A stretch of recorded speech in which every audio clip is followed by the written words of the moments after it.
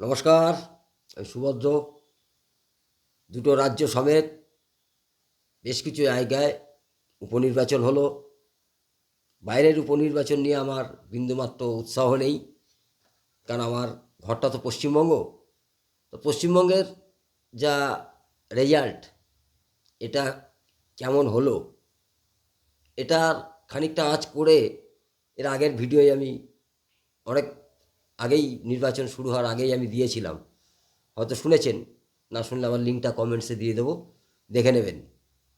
কিন্তু মজার ব্যাপার হলো, সেই কারণগুলো তো আছেই। পশ্চিমবঙ্গে ছয়ে ছয়, অর্থাৎ রাজ্য সরকার সুরক্ষিত। রাজ্য সরকারের দুর্নীতি টুর্নীতি এ সমস্ত আর কোনো গুরুত্ব পেল না। স্বাভাবিক। পশ্চিমবঙ্গ সরকারের বিভিন্ন ক্ষেত্রে যে কথাগুলো হয় আর কি, যে আমরা তো নির্বাচিত, অর্থাৎ নির্বাচন হয়েছে, নির্বাচনে জয়লাভ করেছেন, ব্যাস আপনার সাত খুন মাপ। আপনার কি ট্রাক রেকর্ড কী আছে, পাস রেকর্ড কী আছে, আপনি কি করেছেন না করেছেন সেটা কোনো প্রশ্ন নয়। এখন এই উপনির্বাচনে ছটা সিটে ছটাই জিতেছেন, মানে সরকারের প্রতি পশ্চিমবঙ্গবাসীর সম্পূর্ণ আস্থা আছে, এটা ধরে নিতে হবে। অর্থাৎ বাকি যা ঘটনা ঘটেছে নির্বাচন সংক্রান্ত বা নির্বাচনের আগে পরে সমস্ত রাজনৈতিক দল যে সমস্ত কথাগুলো বলেছে, সেগুলো সম্পূর্ণ ভিত্তিহীন। মিডিয়ায় যা আপনারা দেখেছেন সেগুলো সব ভিত্তিহীন। সেগুলো একমাত্র সরকারকে ফেলে দেওয়ার জন্যেই চক্রান্ত করে ইডি আর সিবিআইকে দিয়ে এই সমস্ত কার্যকলাপ করানো হয়েছে। মিডিয়াকে টাকা খাইয়ে সরকারের বিরুদ্ধে প্রচার করানোর কাজে লাগানো হয়েছে। অর্থাৎ এই করে তার ভোটে যেতে যায় না। ভোট কিন্তু মানুষ সরকারের পাশে আছে, আপনিও আছেন, তা আছেন। তা এখন কিন্তু সরকারের একটা, আপনি আছেন এটা বলছেন, সরকার পক্ষ যারা আছেন তারা কিন্তু স্বস্তিতে নেই, স্বস্তিতে নেই। সামনে 2026 উপনির্বাচনে জেনারেলি সরকার পক্ষের পক্ষেই রায় যায়। এটা পশ্চিমবঙ্গের ক্ষেত্রে একটা বিশাল স্ট্র্যাটেজি বলতে পারেন, যে পশ্চিমবঙ্গের উপনির্বাচনে সরকার পক্ষের কাছেই সব ভোটগুলো যায়। বিশেষত উপনির্বাচনে দুই একটা ব্যতিক্রম হয়তো আছে, যেমন ওই একবার বসিরহাট দক্ষিণে শ্রমিক ভরসা জিতেছিলেন বিজেপি, ওইদিকে মুর্শিদাবাদে বাইরন বিশ্বাস, এরা জিতেছিলেন বিরোধীর পক্ষ থেকে। যাই হোক, সেটা তো ব্যতিক্রম থাকেই, তবে অধিকাংশ ক্ষেত্রে কিন্তু এটা ঠিক। যেটা মূল লক্ষ্য আর কি, নির্বাচন তো হয়ে গেছে, সামনে 2026-এর নির্বাচন, এর মধ্যে আবার শীতকালীন অধিবেশন, মানে সরকারকে একটু থাকতে হবে, কেন্দ্রীয় সরকারের বিরুদ্ধে সোচ্চার হতে হবে পার্লামেন্টে। কী নিয়ে তাই নিয়ে সরকার, আমাদের এখানকার রাজ্য সরকার ভাবছেন, তারা ভাবুন। আমরা সরকার পাশাপাশি যেটা আমাদেরকে ভাবানোর চেষ্টা করছেন, সরকারের পক্ষে একটা দ্বন্দ্ব রয়েছেন, দুটো পক্ষ রয়েছে, বিভিন্ন জায়গায় গোষ্ঠীদ্বন্দ্ব। এই বলছেন, কখনো ডায়মন্ড হারবারে পোস্টার পড়ছে, দিদি যাক দাদা থাক, সমস্যা নিপাত যাক। এই যে একটা প্রক্রিয়া চলছে, অর্থাৎ অভিষেক বন্দ্যোপাধ্যায়কে আবার নতুন করে রাজ্যে নিয়ে আসো, মুখ্যমন্ত্রী তৈরি করে দাও, বিভিন্ন মহল থেকে দাবি উঠছে। এমএলএ এমপিরা ক্রমশ আস্তে আস্তে মুখ খুলছেন যে মাননীয় আর নয়, এবার অভিষেককে নতুন মুখ নিয়ে আসুন। একটা প্রক্রিয়া চলছে। কেউ কেউ আর অভিষেকের বিরুদ্ধাচরণ হয়তো করছেন, কেউ মাননীয়ার বিরুদ্ধাচরণ করছেন, মুখ ফসকে বলে ফেলছেন। এটা ভাববেন না।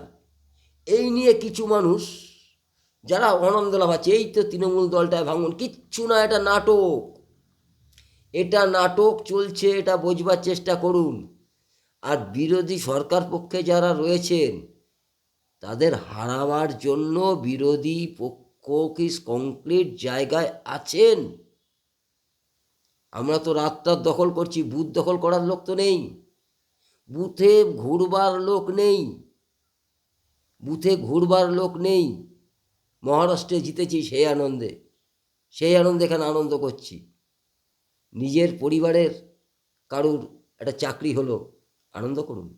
নিজের ছেলের বিয়ে দিয়েছেন, আনন্দ করুন। নিজের ঘরে নবজাতক এসেছে, আনন্দ করুন। অন্য কোথায় কি হলো না হলো, যদিও বলবেন এটা তো দেশ, আমাদেরই তো দল। আরে বেল পাকলে কাকের কি? আপনি আমি তো যেই তিমিরে সেই তিমিরে। কেউ 30 কেউ 40 বছর ধরে দলটা করছেন, লাভ আখেরে লাভটা কি? নিজের জায়গাটাই তো সুরক্ষিত করতে পারলাম না। কেন্দ্রীয় সরকারের চেষ্টা যে নেই তা নয়, চেষ্টা আছে। কেন্দ্রীয় সরকারও ফেড আপ, যে কারা এরা পশ্চিমবঙ্গে যারা আমার দলে রয়েছেন। শুভেন্দু অধিকারী নির্বাচন সংক্রান্ত বিষয়ের পরে একটা কথা বলে ফেলেছেন, বাস্তব কথা। হয়তো অনেকে মজা নিচ্ছেন, এটা শুভেন্দুর বলা ঠিক হয়নি, কিন্তু বাস্তবটা তো বাস্তবভাবে স্বীকার করতে হবে। আমরা ধোপগ্রস্ত নেতা, আমি এখান থেকে পেয়েছি, আমি ওখান থেকে নেতৃত্বে এসেছি, আমি যেটা বলছি সেটা শুনুন। তাকে যদি আপনি কোনো সাজেশন দিতে যান বা কোনো প্রশ্ন করতে যান, তুমি বেশি জানো হে, চেয়ারটায় তো আমি বসে আছি, আমি জানি না তুমি জানো, এই হচ্ছে তাদের মনোভাব, এইটা হচ্ছে তাদের মনোভাব। আরে নিচে নামুন, সদস্য সংগ্রহ করতে যাচ্ছেন, সদস্য সংক্রান্ত সপ্তাহ একটা চলছে, দীর্ঘদিন ধরে চলছে, বা সারা পশ্চিমবঙ্গ জুড়ে করছেন, ভালো। সদস্য সংগ্রহ করতে যাচ্ছেন, তারও ছবি, তারও ভিডিও দিতে হচ্ছে সোশ্যাল মিডিয়া, আমি এত সদস্য সংগ্রহ করলাম। কালকে ওই সদস্যটার খবর রাখবেন তো। নেতারা যে উৎসাহ নিয়ে, যে উদ্দীপনার সাথে গ্রামে গঞ্জে যাচ্ছেন সদস্য সংগ্রহ অভিযানের জন্যে, নতুন সদস্য সংগ্রহের জন্যে, কালকে ওই সদস্যটার খোঁজ রাখবেন তো। কে রাখবে? নিচুতলার কর্মী, তিনি তো এমনি সদস্য। আমাকে কোটা পূরণ করতে হবে, কোটা পূরণ করতে হবে। এই সদস্যটা কালকে কেমন আছে খোঁজ রাখবেন তো। আরে নিচুতলার কর্মীদের খোঁজ রাখেন না, নিচুতলার কর্মীদের খোঁজ রাখেন না। দলে একটা কর্মী আসছে আসছে আসছে না, হঠাৎ কেন আসছে না, কেন চলে গেলেন, কি আছে না আছে কেউ জানছেন না, কেউ খোঁজ নেন না। কি করে করবেন, কি করে করবেন? খালি কাছের লোক আর কোলের লোক। কাজের লোক সরে যাও, কাজের লোকের প্রয়োজনে, কাজের লোক দিয়ে কাজ হয়, কাছের লোকের তাবেদারি হয়। কাছের লোক থাকলে তাবেদারি করানো যায়, কাজের লোক থাকলে তাবেদারি করানো যায় না। তাকে দিয়ে তাবেদারি করে, কিন্তু আমার তাবেদার দরকার তো কিছু, আমি একজন নেতা, আমার কিছু তাবেদার থাকবেন না। আরে যান না পাড়ায়, হাটে বাজারে একা বসে চা খান, 5টা লোকের সাথে কথা বলুন। দল বেঁধে যেতে হবে কে বলেছে? পারবেন না। ধোপ দূরস্থ আসবেন, জেলা অফিস কেউ বা মণ্ডল অফিসে ঠ্যাঙের পর ঠ্যাং তুলে বলবেন প্রচণ্ড পরিশ্রম হয়ে গেছে, কী আবার না আজকে ওই মণ্ডলে একটা মিটিং ছিল, সবই ঘরোয়া মিটিং, সব ঘরোয়া মিটিং। প্রকাশ্যে কোথায়? মানুষের মাঝে কোথায়? মানুষের মাঝে কোথায়? হাজারো কেন, হাজারো কবে, প্রশ্ন রয়েছে মানুষের মধ্যে। বহু মানুষ এত কিছুর পরেও বিজেপি দলটার প্রতি আস্থাশীল, নরেন্দ্র মোদীর প্রতি আস্থাশীল। যেই দলটা দরকার, এই সরকারটা দরকার, কিন্তু তাদের ভোটটাও তো সুরক্ষিত করতে হবে, তাদেরকে তো একত্রিত করতে হবে। সেটা কোথায়? সেটা কিভাবে? এত কিছু, অত কিছু, আন্দোলনটা কোথায়? নিচু স্তরের আন্দোলনটা কোথায়? মিছিল মিটিং কোথায়? খালি গুজু গুজু গুজু গুজু, হোয়াটসঅ্যাপ আর ঘরোয়া মিটিং, হোয়াটসঅ্যাপ আর ঘরোয়া মিটিং, সেই তো গুটি কয়েক লোকজনকে নিয়ে। বাকিদের মাঝে আপনারা কোথায়? একটা ইলেকশন পর্ব চলছে, ইলেকশনের নির্বাচনের তালিকায় সংশোধন চলছে, সেখানে আপনার ভূমিকা কোথায়? নিচুতলার কর্মীরা কোথায়? সেখানে নেই। কাজেই কখন দলটার মধ্যে বিভাজন হবে তৃণমূল কংগ্রেসের, এটা নতুন মত, এটা নতুন মত নয়।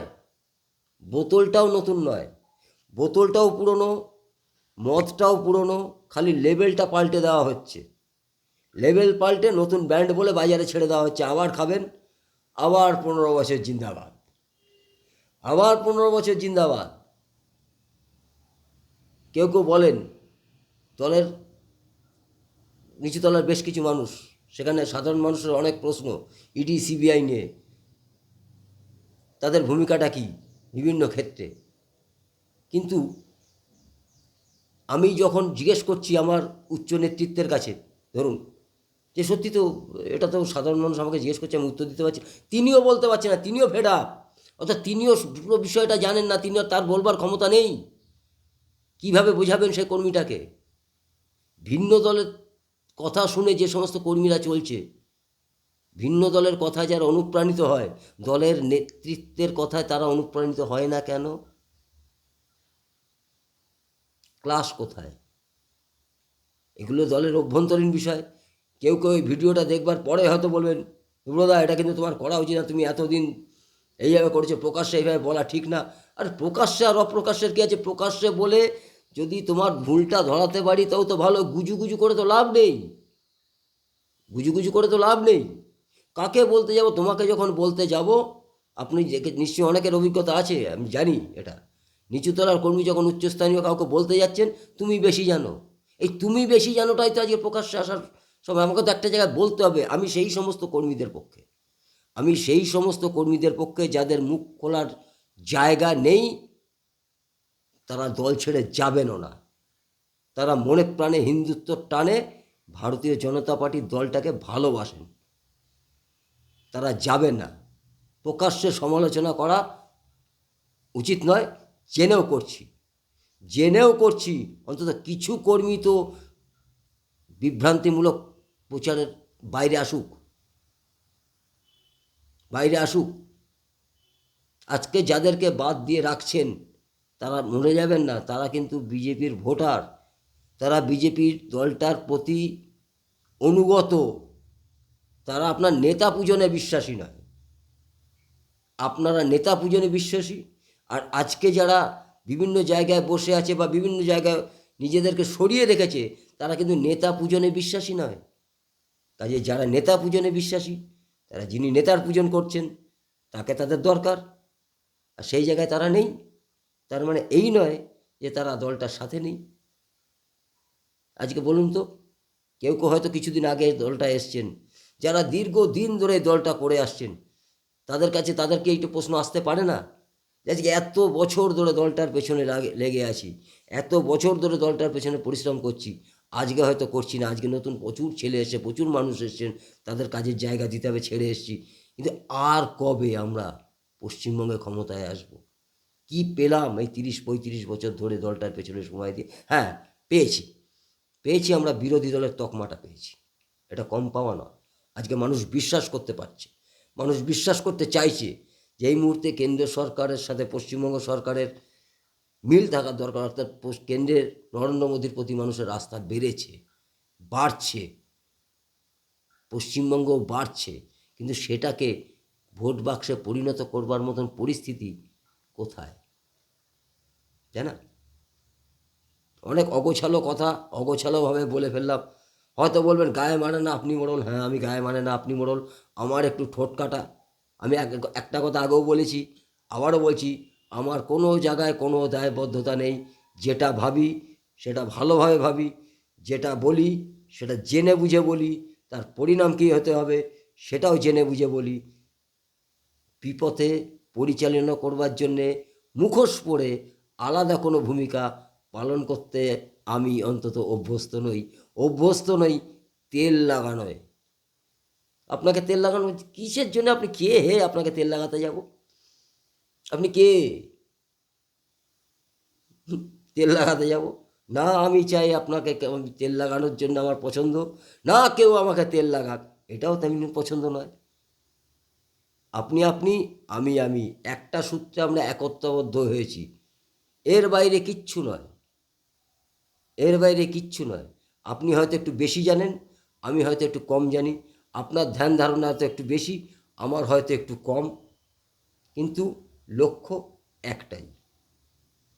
যেখানে অমিল মনে হয় সেখানেই বক্তব্য পেশ করার চেষ্টা করি, মানুষকে বোঝাবার চেষ্টা করি।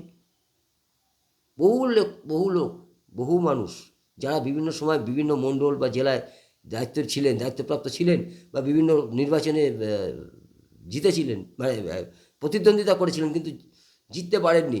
আজকে তারা কোথায়? খোঁজ রেখেছেন কেউ? তাদের মুখ দিয়ে কোনো রাজনৈতিক বক্তব্য শুনতে পেরেছেন? তারা আছে আনন্দ, আমোদ, প্রমোদ, একটা অন্য জগতে। এই দলটায় কেন ছিলেন? কেন তাদেরকে সেদিনকে বসিয়েছিলেন এই সমস্ত চেয়ারগুলোতে, যদি আজকের দিনে তাদের অভিজ্ঞতাটা কাজে না লাগানো যায়? কিসের স্বার্থে বসিয়েছিলেন ভেবে দেখেছেন? ভাবেন। হাতের সামনে যাকে পেলাম সেই ঘুরে ফিরে একটা কথা, কাছের লোক, তেল মারবে, আমার পেছনে 5 জন ঘুরবে, আমি নেতা হব ক বছর, সংবিধান 3 বছর, তারপরে আপনার ভ্যালু কোথায়? সেই তো আপনি সাধারণ কর্মী। কাজে ভাবুন, 2026 অনেক দেরি, এখনও সময় আছে। কোলের লোকটাকে নিচে ফেলে কাজের লোকটাকে কাছে নিয়ে আসুন, কাজে দেবে। বিরোধী তকমা যখন এসেছে, সরকারও আসবে। ভারতবর্ষের এমন কোনো আঞ্চলিক রাজনৈতিক দল নেই যারা আজীবন কাল ধরে সরকার চালিয়ে যাচ্ছে। আজীবন কাল ধরে সরকার চালিয়ে যাচ্ছে, যাদের পতন হয়নি, এমন কোনো রাজনৈতিক দল নেই। তাহলে পরে ভেঙে ভেঙে ভেঙে ভেঙে এতগুলো রাজনৈতিক দল তৈরি হতো না। কাজে বিশ্বাস, এটা তো বিশ্বাস, যার উত্থান আছে তার পতন আছে। পতনটা তত তাড়াতাড়ি হবে সে যত অধঃপতনে যাওয়ার কাজগুলো করবে। বর্তমান পশ্চিমবঙ্গের সরকার সেই রাস্তায় তো অনেক আগে থেকেই হাঁটা শুরু করেছে। পশ্চিমবঙ্গ পুরো পরিপাকে ভর্তি, পাকে পরিপূর্ণ। আর এই পাকেই তো পদ্মের জন্ম হয়। এটা ভুলে গেলে হবে কি করে? সময় আছে, আসুন হাতে হাত ধরে বাংলার স্বার্থে, হিন্দুত্বের স্বার্থে, সনাতনীদের স্বার্থে পশ্চিমবঙ্গের নতুন রূপরেখা তৈরি করি আমরা। সবাই থাকুন পাশে। 2026 নির্বাচন ঠিক খবর হবে। ভালো থাকবেন। অন্য কথা নিয়ে আবার হবে।